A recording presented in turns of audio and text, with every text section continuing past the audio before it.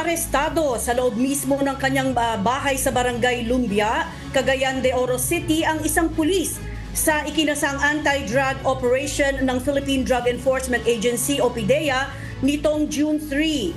Ang suspect ay kinilalang si alias Sarge, 52 taong gulang at isang aktibong pulis na nakatalaga sa Initaw Municipal Police Station.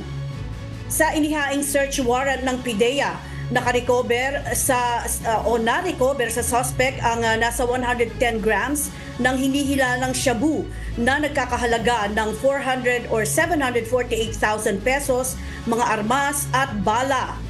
Kasong paglabag sa Republic Act 9165 o ang Comprehensive Dangerous Drugs Act of 2002 at kasong administratibo ang nahaharapin ng naarestong pulis.